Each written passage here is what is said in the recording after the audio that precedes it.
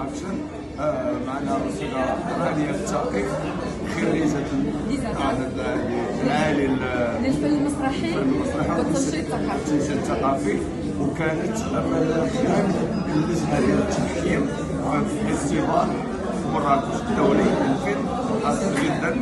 غتقول لنا الاراء ديالها على 65 يوم.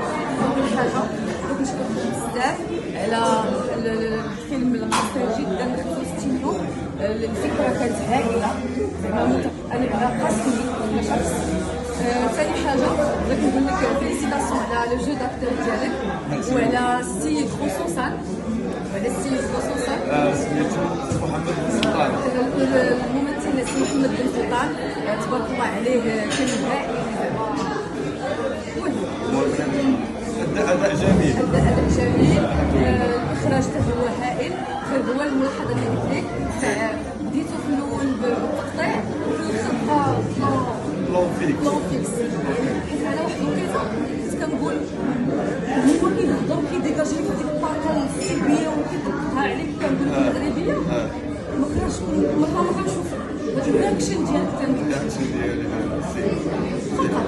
سينو الفيلم فريمون كان هائل، واستمروا على هذا الحال.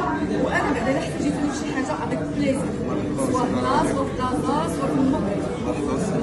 هو كإضافة هي لما 13 دقيقة يعني منه باش نتماشاو مع القوانين ديال هذا الفيستيفال. وشكرا بزاف على الفيدباك وعلى التجارب، وغادي نخدموا على هذا الشيء كلشي كامل من اجل الصواب. انا كنآمن بالشباب، حنا هما التخليل ان شاء الله. الله يحفظك. تحياتي، شكرا بزاف. شكرا عبدو.